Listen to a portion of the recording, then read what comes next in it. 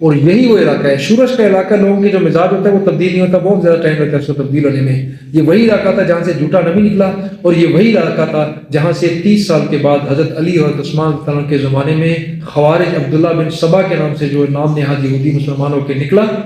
اس نے جو خوارج کا فتنہ سٹارٹ کیا اور مسلمانوں کو آپس میں لڑایا, اور جو جنگ جمل جنگ صفین میں 90,000 مسلمان وہاں پہ ایک دوسرے کے ہاتھوں سے قتل ہوئے, شہید ہوئے. یہ سارے کے سارے لوگ وہ خوارج اسی علاقے سے نکلے تھے. انہوں نے نبی صلی اللہ علیہ وسلم کے میسج کو ڈسکارڈ کیا, اور نبی صلی اللہ علیہ وسلم پھر اوپر والے جو رائٹ والے علاقہ تھا جو کہ آج کا مسقط جو کویت اور بحرین کا اوپر والا علاقہ جو ساحلی علاقہ بنتا ہے, اس علاقے کے بنو عامر قبیلہ تھا جو کہ اس زمانے میں جن کا الائنس تھا رائٹ سائڈ پہ پرشنس کے ساتھ, فارس کی ریاست کے ساتھ, بیکاز ان کا علاقہ ان کے ساتھ سمندر دریا کے ساتھ ملتا تھا, پرشین گلف کے ساتھ. ان کو پیش کیا, ان کو نبی صلی اللہ علیہ وسلم کی بات اچھی لگی, بھری لگی, مناسب لگی. 3 سردار ان کے ساتھ تھے, پولیٹیکل تھا, ملٹری تھا, اور باقی تجارت والا لیڈر تھا. انہوں نے آپس میں مشورہ کیا, انہوں نے کہا جی آپ کی بات درست ہے, لیکن ہم ایک چیز کی آپ سے گارنٹی چاہتے ہیں کہ اگر آپ کو جو ہمیں نظر آ رہا ہے قبیلے کا, آپ کو اس پورے عرب میں دسترس ملتی ہے, آپ کو فتح ملتی ہے, سارے آپ کے زیر نگین ہو جاتے ہیں, تو ڈو یو پرومس اس, آپ ہمارے ساتھ اس چیز کی وعدہ کرتے ہیں کہ اگلا کنگ شپ آپ کے فوت ہونے کے بعد ہم میں سے بنے گا. نبی صلی اللہ علیہ وسلم نے فرمایا کہ زمین اللہ کی ہے, جس کو چاہے دے. I do not promise anything like this. یعنی یہ دین جو ہے اس میں اس قسم کی کنڈیشن, کوئی کسی قسم کی کنڈیشن قسم کی لین دین آپس میں دنیاوی لین دین بالکل نہیں ہوگا. اور وہ لوگ اسی طرح واپس چلے گئے, انہوں نے اس میسج کو قبول نہیں کیا. اس سوال و جواب کو یاد رکھیے گا, اور پھر وہ سوال و جواب ذہن میں رکھیے گا جب مکہ کے مدینہ سے آئے ہوئے ان 6 بندوں نے جو اوس کہتے ہیں کہ انہوں نے کیا پوچھا, انہوں نے کیا مانگا, انہوں نے کیا مانگا. جب وہ 6 افراد ادھر آئے, یہ ان کا تذکرہ مختصر میں نے کر دیا جنہوں نے نبی صلی اللہ علیہ وسلم کے پیغام کو جھٹلا دیا تھا اور قبول نہیں کیا. یہ جو اگلے 6 افراد جو اوس والے وہاں پر آئے تھے, انہوں نے آپس میں مشورہ کیا اور انہوں نے اسلام قبول کیا, اور ان کے نام میں بتا رہا ہوں, ابو الحسن بن تیہان, ابو امامہ, اسد بن زرارہ. اسد بن زرارہ یہ پہلے ہیں شخص جو کہ ان مسلمان ہونے والوں میں شامل ہیں, اور یہ وہی تھے جنہوں نے نبی صلی اللہ علیہ وسلم کے بھیجے ہوئے میسنجر, فرسٹ تبلیغی, فرسٹ میسنجر, فرسٹ عالم دین, young man from Mecca, Musab bin Umair کو اپنے گھر میں ٹھہرایا تھا. Musab bin Umair was one of the very beautiful smart نوجوان مکہ کے جو ایک امیر خاندان کے تھے, اور اگر میں ایگزیکٹ ورڈز بیان کروں ان کے اسلام سے پہلے کہ ان کے بارے میں جو مورخین نے لکھے ہیں, one of the most spoiled young man of Mecca. امیر خاندان کا بندہ جس کا سٹائل, جس کی حرکتیں بالکل ڈفرینٹ تھی, پیسے کی ریل بیل تھی, ماں کے چند بچے تھے, پیسہ بہت زیادہ تھا, عیاشیوں میں لگے ہوئے تھے, سٹائل بڑا تھا, خوبصورتی بہت زیادہ تھی, تنومند نوجوان تھا. اس بندے کا ہیئر سٹائل, اس کا پرفیوم وہ پورے مکہ میں مشہور ہوتا تھا. اور یہ اس شخص کو, یہ جو مسلمان ہوئے اور گھر والوں نے نکالا, اور ان کے پاس پہنا ہوا جوڑا, شاید وہ بھی ایک روایت میں کہ ماں نے اتروا دی کہ یہ بھی ہمارا, اس کے بغیر باہر نکلو, ایک لنگی پہنا کے باہر نکال دیا. ان کو نبی اکرم صلی اللہ علیہ وسلم نے ان 6 افراد کے بعد جب اگلے سال لوگ آئے ان کے ساتھ بھجوایا تھا, اور انہوں نے مکہ میں جا کے, مدینہ میں جا کے تبلیغ کی, اور ان کی تبلیغ سے جو اگلے سال جو 12 افراد آئے تھے ان کے ساتھ جو افراد آئے, اور پھر جو 3rd ایئر, پہلے سال میں یہ 6 مسلمان ہوئے, اگلے سال 12 افراد آئے, ان کے ساتھ پہلی بیعت ہوئی, اور تیسرے سال 13 نبوی والے حج میں ان 12 افراد کے ساتھ مزید افراد مل کر 72 مین اور 2 خواتین, 72 جمع 2, 74 افراد نے آ کے نبی صلی اللہ علیہ وسلم سے دوسری بیعت کی. یہ جو بیعت عقبہ اولا, بیعت عقبہ ثانیہ ہم سنتے ہیں, وہ یہ والی ہے. یعنی پہلے سال 6 مسلمان ہوئے, واپس گئے, اور مکہ مدینہ کے گھر گھر میں انہوں نے جا کے خاموشی کے ساتھ تبلیغ سٹارٹ کی. اور جب اگلے سال آئے تو وہ افراد, ان کے چیدہ خاندانوں کے افراد جو تر تھے, ان میں سے 12 افراد یا کہیں پہ 10 افراد لکھا ہوا ہے کہ وہ آئے تھے. جب وہ افراد آئے, ان سے نبی اکرم صلی اللہ علیہ وسلم نے ان سے آ کے نبی صلی اللہ علیہ وسلم نے بیعت لی. ایک بیعت اس سال ہوئی ہے, ایک اگلے سال ہوئی ہے, ایک 12 نبوی کو, ایک 13 نبوی کو, دونوں میں فرق ہے. یہ جو پہلی بیعت ہے جو 12 افراد یا 10 افراد کی ہے, اس کو بیعت النساء کہتے ہیں, خواتین کے بیعت. حالانکہ سارے کے سارے مرد, ان میں عورت کوئی نہیں تھی. بیعت النساء اصل میں قرآن میں اس سورہ نساء والی وہ بیعت ہے جو خواتین سے نبی صلی اللہ علیہ وسلم لیا کرتے تھے, جو ہجرت کے بعد انہوں نے خواتین سے لی, اور جو فتح کے مکہ کے موقع پر خواتین سے انہوں نے بیعت کی تھی. اس میں جو چیزیں تھیں کہ آپ شرک نہیں کریں گے, زنا نہیں کریں گے, چوری نہیں کریں گے, کسی کے اوپر, کسی پاک دامن کے اوپر آپ تہمت نہیں لگائیں گے, بچوں کو اپنے زندہ درگور نہیں کریں گے، ان چیزہ گناہوں سے دور رہنے کی قسم وعدہ تھا نبی صلی اللہ علیہ وسلم کے ہاتھوں کے اوپر ہاتھ رکھ کے ان لوگوں نے جو کیا، یہ وہ بیعت تھی۔ اس میں چونکہ جہاد کا تذکرہ نہیں تھا، جہاد اگلی بیعت میں تذکرہ تھا، جو مجاہدین سے نبی صلی اللہ علیہ وسلم ہمیشہ جہاد کی بیعت لیتے تھے کہ جب بھی ضرورت پڑے گی اللہ تعالیٰ کے نام کے لیے تو آپ لوگوں نے سب نے تلواریں نکل کے میرے ساتھ نکلنا ہے۔ تو جس بیعت میں جہاد کا تذکرہ نہیں تھا وہ خواتین کے لیے تھی، جس میں جہاد کا تذکرہ تھا وہ مردوں کے لیے تھا، اس لیے یہ پہلی والی بیعت جو ہے اس کو بیعت النساء کہا جاتا ہے۔ یہ پہلی بیعت النساء تھی، اور اس بیعت کے بعد جب یہ لوگ واپس جا رہے تھے انہوں نے تذکرہ کیا، درخواست کی نبی اکرم صلی اللہ علیہ وسلم سے۔ یہ میں 11 نبوی کا آپ کو 12 نبوی کا واقعہ پیش کر رہا ہوں۔ 10 میں 6 مسلمان ہوئے واپس گئے، اور اس کے بعد 11 میں یہ دوبارہ آئے، لیکن دوبارہ جب آئے ان کے ساتھ 6 افراد اور تھے، ٹوٹل 12 ہو چکے تھے، اور ان 12 افراد نے نبی صلی اللہ علیہ وسلم کے ہاتھوں پہ بیعت کی۔ بیعت میں ایک چیز میں بتا دوں، بعد میرے سے بھول نہ جائے، نبی اکرم صلی اللہ علیہ وسلم نے اپنی حیات میں خواتین سے جتنی بھی بیعت لی ہے، بیعت کہتے ہیں بیعت کا لفظ مت تجارت سے بیچنا، اپنے آپ کو جنت کے بدلے بیچنا، میں یہ کروں گا، اس کا میں وعدہ کرتا ہوں، اس کے بدلے کیا ملے گا؟ مجھے جنت ملے گی۔ اس کو بیع جو ہے وہ بیع و شراء جو ہے نبی کے الفاظ بیچنے اور خریدنے کے لیے استعمال ہوتے ہیں۔ نبی صلی اللہ علیہ وسلم نے کبھی بھی خواتین کے بیعت میں کسی خاتون کے ہاتھ پہ ہاتھ نہیں لگایا۔ یہ ہمیں بہت کلیئرٹی ہونی چاہیے۔ آج کل دین کے نام پہ مختلف جگہوں پہ مختلف ٹائٹلز میں جو ہو رہا ہوتا ہے، آپ کو بہت کلیئرٹی ہونی چاہیے۔ نبی اکرم صلی اللہ علیہ وسلم امت کے باپ ہیں، کبھی کسی خاتون کے ہاتھ پہ ہاتھ نہیں لگایا انہوں نے۔ جو تذکرہ ہے اس میں یہ کبھی رسی کا تذکرہ ہے کہ رسی کے ایک سائڈ انہوں نے پکڑی ہوتی تھی، دوسری سائڈ خواتین نے پکڑی ہوتی تھی، اور کبھی پانی کا تذکرہ ہے کہ پانی میں انہوں نے انگلی رکھی، اسی پانی کے برتن میں بڑا برتن رکھا جاتا تھا غالباً، اس میں وہ اپنی انگلی اپنا ہاتھ ڈال دیتے تھے۔ That's all. کوئی فزیکل کانٹیکٹ ان امت کے باپ نبی صلی اللہ علیہ وسلم کے ان خواتین کے ہاتھوں کے ساتھ بھی نہیں ہوتا تھا، یہ اتنا پردے کا اہتمام کیا جاتا تھا۔ بہرحال انہوں نے یہ 12 افراد سے بیعت کی، اور ان میں سے بنو ضریق کے ایک شخص نے نبی صلی اللہ علیہ وسلم سے فرمایا، بنو ضریق کے تھے وہ، انہوں نے نبی صلی اللہ علیہ وسلم سے گزارش کی کہ ہمیں آپ غالباً اسید بن حضیر تھے وہ، انہوں نے درخواست کی کہ آپ ہمیں کوئی قرآن جو آپ کے پاس موجود ہے اس ٹائم جتنا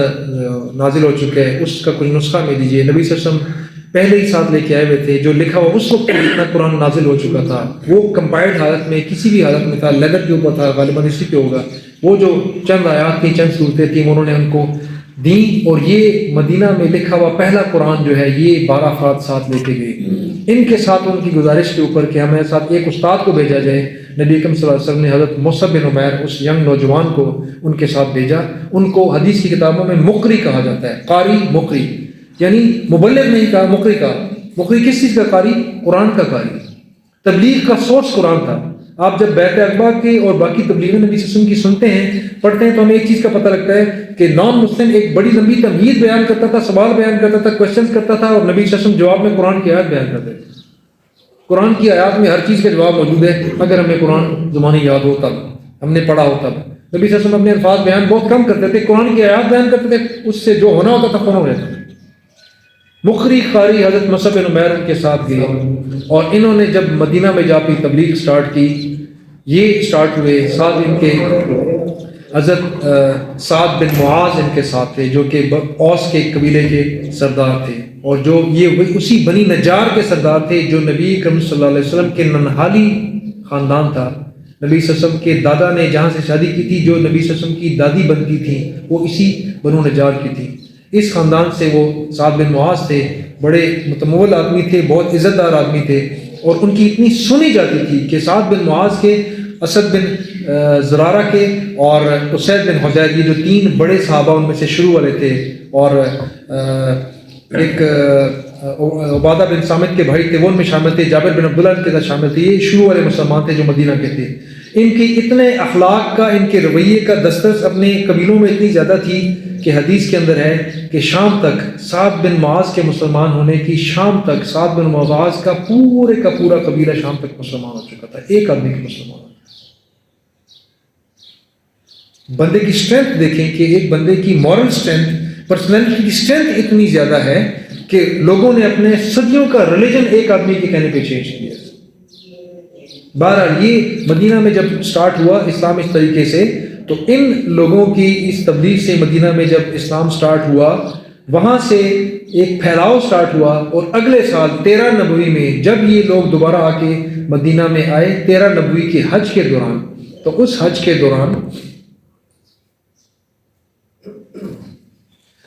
اس حج کے دوران ٹوٹل 72 افراد مرد اور 2 خواتین آئیں۔ 72 مردوں میں طویل لسٹ ہے، بیان نہیں کر سکتا، اس میں وہی پہلے والے 10 افراد شامل تھے، ٹھیک ہے جی، اور وہ سارے کے ساتھ آئے، 2 خواتین شامل تھی۔ جو پہلی بیعت ہوئی تھی اس میں جو 12 افراد تھے،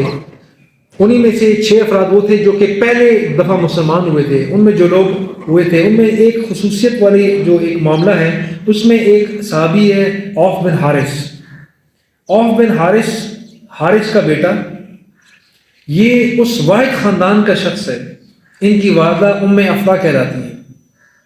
ام افرا اسلامک ہسٹری کی واحد خاتون ہے جن کو ایک یونیک اعزاز اللہ تعالیٰ نے بخشا ہے، Guinness book of world record, جو چینج نہیں ہو سکتا بیکاز وہ حالات چینج ہو چکے ہیں۔ اور وہ اعزاز اس خاتون کو یہ حاصل تھا کہ ان کے 7 بیٹے بدر کے معرکے میں مسلمانوں کی طرف سے 313 میں سے 7 ایک خاتون کے لڑکے تھے۔ ام افرا وہ خاتون ہے جن کے 7 لڑکے اس بدر کے مجاہدین میں شامل ہیں، جن میں سے ایک عوف بن حارث بھی ہے۔ معوذ بن حارث، معاذ بن حارث، معوذ اور معوذ مختلف پروننسیشن ہوتی ہے۔ یہ وہ 2 نوجوان لڑکے تھے، ٹین ایجرز، جنہوں نے ابو جہل کو پہلا وار کر کے نیچے زمین پہ گرایا تھا، وہ اسی خاتون کے بیٹے تھے۔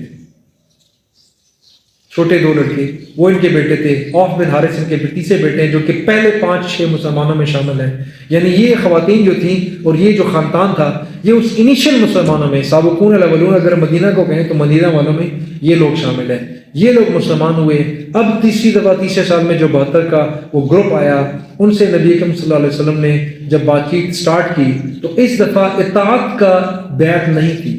اب مختلف معاملہ تھا۔ اب معاملہ یہ تھا کہ نبی اکرم صلی اللہ علیہ وسلم مدینہ میں جا رہے ہیں، اور آپ لوگوں نے نہ صرف اطاعت کرنی ہے، دین کے قوانین کو ماننا ہے، اللہ تعالیٰ کے میسج کو، قرآن کو ماننا ہے، بلکہ نبی اکرم صلی اللہ علیہ وسلم کے ساتھ پراپر پروٹیکشن، ڈیفنس، ہر ہاں اور نہ میں شامل ہونا ہے۔ ابھی بیعت النساء خواتین والی بیعت نہیں ہوگی جس میں جہاد کا تذکرہ نہیں ہے۔ ابھی جو بیعت ہونی تھی جس کا کلیئر تذکرہ کر دیا گیا۔ خوبصورتی کی بات یہ کہ اس وقت تک حضرت عباس بن مطلب جو نبی اکرم صلی اللہ علیہ وسلم کے چچا تھے، جو مسلمان نہیں ہوئے تھے، ادھر سے 72 جمع 2 خواتین یہ بیٹھی ہوئی ہیں، اور ادھر سے صرف 2 افراد کھڑے ہیں، ایک محمد صلی اللہ علیہ وسلم، اور اس بیعت میں نبی صلی اللہ علیہ وسلم کے ساتھ حضرت ابوبکر صدیق، حضرت عمر میں سے کوئی بھی نہیں کھڑا۔ اس کی کیا وجہ تھی؟ یہ سب کچھ انتہائی خاموشی سے ہونا تھا۔ مکہ میں سے کسی کو اس کی کان و کان خبر نہیں ہونے دینی تھی۔ اس کا اس قدر اہتمام کیا گیا کہ جب ادھر میعت کے لیے آئے تو نبی صلی اللہ علیہ وسلم اکیلے آئے، صرف چچا ساتھ آئے۔ جب چچا اور بھتیجا جا رہے ہو کسی کو شک نہیں ہو سکتا، اور چچا بھی وہ جس کے بارے میں سارے قریش کے سرداروں کو پتا کہ مسلمان نہیں ہے، صرف قبیلے کا اور بڑا ہے، بنو عبد المطلب کا سردار ہے۔ ادھر سے یہ سیکیورٹی، ادھر سے سیکیورٹی کیا تھی؟ مدینہ سے سیکیورٹی کیسے سٹارٹ ہوئی؟ حج کے لیے جب لوگ آ رہے ہیں، انہی حج کے حاجیوں کے دوران یہ لوگ آئے، کسی کو نہیں پتا تھا، صرف ان 74 افراد کو پتا تھا کہ ہم اس مقصد کے لیے جا رہے ہیں، ہم نے نبی صلی اللہ علیہ وسلم کے ساتھ عہد و پیمان کرنا ہے، ان کو ساتھ مدینہ لے کے آنے کے لیے ہم نے ان کے ساتھ لاسٹ فائنل ڈیل کرنی ہے۔ لیکن ان کے ساتھ چلنے والے جو اسی اوس اور خزرج قبیلے کے جو نان مسلم تھے اور جو یہودی تھے، ان میں سے کسی کو نہیں پتا تھا۔ جب یہ لوگ یہاں پہ حج کے لیے آئے، جو عقبہ میں جب اکٹھے ہوتے تھے تو وہ کیسے اکٹھے ہوتے تھے؟ عقبہ جو ہے، آپ مکہ سے جب نکلتے ہیں، آگے ایک لمبی ایک طویل 7-8 کلومیٹر کی لائن ہے جو کہ مینا سے سٹارٹ ہوتی ہے، جہاں پہ شیطان 3 کھڑے ہیں، جہاں پہ پتھر مارے جاتے ہیں، چھوٹا بڑا درمیانہ شیطان، جہاں پہ یہ تیسرا شیطان، یہ ادھر سے پہلا شیطان جہاں پہ سٹارٹ ہوتا ہے، اس علاقے میں آس پاس چھوٹی چھوٹی گھاٹیاں تھیں، عقبہ گھاٹی کو کہتے ہیں۔ اس طرف حاجیوں کا آنا نہیں ہوتا تھا بیکاز حاجی سارے کے سارے مینا میں اکٹھے ہوتے تھے، جو نان حاجی سارے مکہ میں ہوتے تھے۔ یہ درمیانی چھوٹی سی ایک گلف تھی، ایک خلیج تھی، جہاں پہ کوئی اکٹھا نہیں ہوتا تھا، کیونکہ جمرات پہ لوگوں نے آ کے پتھر مارنے ہوتے تھے اور پتھر مار کے مغرب سے پہلے واپس چلے جاتے تھے۔ پتھر مارنے کا معاملہ جو حج میں رات کو نہیں، سارا دن کو ہے، مغرب سے پہلے ہونا ہوتا ہے۔ اور یہ عقبہ والی جو بیعت ہے یہ ایام تشریق میں ہوئی ہے، 11، 12 اور 13 ذی الحج، 11 نبوی، 12 نبوی، 13 نبوی، تینوں میں یہ 3 دنوں کے اندر سارا کچھ ہے، سارا کچھ، ساری پلاننگ، ساری بات چیت اس کے اندر ہوئی ہے۔ اور یہ لوگ کیسے اکٹھے ہوتے تھے کہ اگر میاں بیوی اور بہن بھائی بھی ہیں اور دو بھائی بھی ہیں، باپ بیٹا بھی ہیں، تو اکیلے اکیلے نکلتے تھے، ایک ایک بندہ الگ الگ آ رہا ہے، الگ الگ ٹائمنگ میں آ رہا ہے، اور اینڈ پہ جا کے رات کے آخری پہر میں وہاں پہ جا کے اکٹھے ہوتے تھے عقبہ والی جگہ پہ، جو آپس میں پہلے سے ڈیسائیڈڈ تھی کہ وہ تیسرے شیطان کے پاس جا کے ادھر پیچھے گاڑی میں اکٹھے ہوں گے۔ اس جگہ پہ مسجد بنائی گئی تھی، جو کہ جس کو میں نے خود دیکھی تھی بھی ختم ہو چکی ہے، وہ غالباً یہ 2010 کے آس پاس انہوں نے مسجد ختم کی۔ اس جگہ پہ ایک بیت عقبہ نام کی مسجد موجود تھی، مسجد البیت العقبہ، جو میں ختم ہو چکی ہے ایک مقام کے اوپر۔ ابھی وہاں پہ وہ روڈ آ چکی جو 12 سڑکیں وہاں سے آتی ہیں، مینا کی طرف سے آتی ہیں۔ یہاں پہ یہ لوگ اکٹھے ہوئے، اور جب انہوں نے اپنا مطمع نظر پیش کیا تو نبی اکرم صلی اللہ علیہ وسلم کے بات کرنے سے پہلے حضرت عباس کھڑے ہوئے اور انہوں نے کہا کہ اے حضرت کے اوس کے لوگوں، حضرت کے لوگوں، اور سے سن لو، نبی محمد صلی اللہ علیہ وسلم ہمارے یہاں بہت عزت کے ساتھ اور بہت سکون کے ساتھ زندگی گزار کریں اور میری پروٹیکشن میں ہے، میرا قبیلہ ان کے ساتھ کھڑا ہے، ان کا قبیلہ ان کے ساتھ کھڑا ہے، اگر تم ان کو پروٹیکشن مہیا کر سکتے ہو تب تو لے کے جاؤ، اگر ذرہ برابر شک ہے تو پیچھے ہٹ جاؤ۔ یہی بات ان میں سے ایک نے کھڑے ہو کے بیان کی کہ میرے قبیلے کے لوگوں، ایک دفعہ پھر دوبارہ سے سوچ لو، اگر تم نبی صلی اللہ علیہ وسلم کو ساتھ یہاں سے لے کر گئے اور بعد میں آ کے کسی قسم کی تم نے غداری کی یا اپنی کوشش کے باوجود کامیاب نہ ہو سکے اور آپ ان کی مدد نہ کر سکے، ہاتھ تم لوگوں نے اٹھا لیا، تو اللہ تعالیٰ کے ہاں تمہارا یہ گناہ قابل قبول نہیں ہوگا۔ اس کی بجائے اگر تم آج ادھر اکٹھے ہوئے ہو اور یہاں سے ان کو ساتھ لیے گئے بغیر بیعت کے بغیر واپس چلے جائے تو شاید یہ گناہ اللہ تعالیٰ کے ہاں قبول ہو جائے، اس کو معاف کر دے، لیکن اس کو معاف نہیں کرے گا۔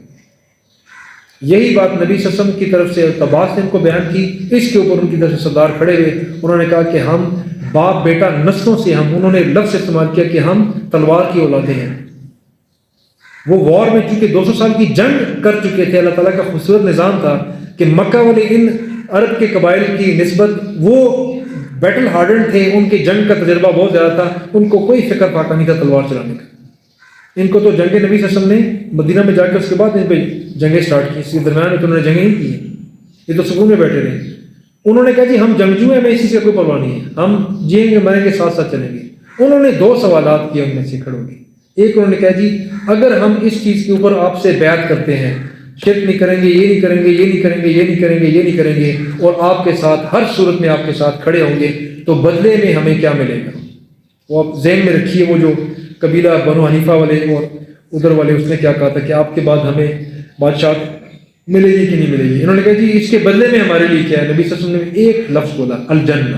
اس کے بدلے جنت ہے۔ اور انہوں نے اگلا سوال نہیں کیا، نہ کوئی کمنٹ کیا۔ ایک صحابی نے اٹھ کے کھڑے کہا ربح البیت، بہترین بیعت ہے، بہترین تجارت ہے، نہ کم کریں گے نہ زیادہ کریں گے، یعنی اس تجارت کو ہم ضائع نہیں کریں گے۔ This was the difference in these people and those people۔ وہ لوگ کون تھے جو کٹ کھا رہے تھے، اور یہ لوگ کون تھے جن کو اپنی شجاعت میں کوئی شک سر سے نہیں تھا، جنہوں نے یہودیوں کو قابو کر کے رکھا ہوا تھا، جو کہ پڑھے لکھے لوگ تھے، تجارتی لحاظ سے ان سب کے باپوں کی جگہ پہ کھڑے تھے، اور ان کا مطمع نظر کیا تھا؟ بدلے میں کیا ملے؟ جنت ملی۔ کوئی نبی صلی اللہ علیہ وسلم نے ان کے ساتھ یہ وعدہ نہیں کیا کہ میرے بعد تم میں خلیفہ بنے گی، اور انصار میں سے ایک بھی خلیفہ نہیں، سارے کے سارے مہاجرین میں سے خلیفہ، ابوبکر صدیق، عمر بن خطاب، عثمان بن غنی، عثمان بن عفان اور حضرت علی بن ابی طالب، سارے کے سارے قریش تھے۔ یہاں تک کہ اگر آپ بعد میں آپ گورنر بھی دیکھتے ہیں، شام کا، مصر کا، فلاں گورنر، عراق کا گورنر، وہ بھی سارے قریش تھے۔ ان لوگوں نے کبھی اس چیز کے اوپر اعتراض نہیں کیا، ان کا ایمان کا لیول ڈفرنٹ ہے۔ یہ لوگ اس طریقے سے ان لوگوں نے بیعت کی۔ ان بیعت میں 2 خواتین بھی شامل تھیں، ایک نصیبہ، ایک خاتون کا نام تھا۔ یہ وہ نصیبہ خاتون ہے جنہوں نے احد میں نبی اکرم صلی اللہ علیہ وسلم کی فزیکل ڈیفنس پروٹیکشن کے لیے خود تلوار چلائی ہے، واحد خاتون جنہوں نے احد میں جب دشمن سر پہ کھڑا ہو گیا، ایک غلطی کی وجہ سے دشمن حضرت خالد بن ولید کی سرکردگی میں پورا احد کے پہاڑ کے 12 کلومیٹر کا چکر لگا کے پیچھے سے آ کے کھڑا ہو گیا، سامنے بھی دشمن پیچھے بھی دشمن، درمیان میں کرش ہو کے بالکل برگر ان کا بن گیا۔ اس حالت میں جب انہوں نے نبی صلی اللہ علیہ وسلم کے اوپر دھوا بولا، تو اس حالت میں جن لوگوں نے کلوز کھڑے ہو کے پروٹیکشن کی، ان میں سے ایک یہ خاتون نصیبہ شامل تھی، سر میں ہمارا ان کو کہتے تھے۔ اس خاتون نے نبی صلی اللہ علیہ وسلم کی پروٹیکشن خود تلوار چلا کے کی۔ آپ اندازہ لگیں جو خواتین ادھر سے آئی ہیں بیعت کرنے کے لیے، مدینہ اور مکہ کے درمیان میں 400 کلومیٹر کا فاصلہ ہے، سر تقریباً پورا مہینہ لگتا تھا اس سفر، حج کے سفر میں آنے اور جانے میں، اور درمیان میں اونٹوں پہ چلنے، بچے بھی ساتھ ہیں۔ اس تکلیف میں لوگ، یہ خواتین بھی ساتھ آئیں، انہوں نے بیعت کی اور یہ واپس گئے، اور ان کے واپس جانے کے بعد یہ جو بیعت دوسری بیعت عقبہ ثانیہ ہوئی ہے، اس بیعت جو کہ 12 یا 13 ذی الحج سن 13 ہجری میں ہوئی ہے، یہ جب واپس گئے ہیں، یہ ذی الحج واپس جاتے جاتے ان کو ذی الحج ختم ہو گیا، محرم سفر کے آخری دن یا ربیع الاول کے پہلے دوسرے دن نبی اکرم صلی اللہ علیہ وسلم کا مکہ سے مدینہ کی ہجرت سٹارٹ ہوئی ہے۔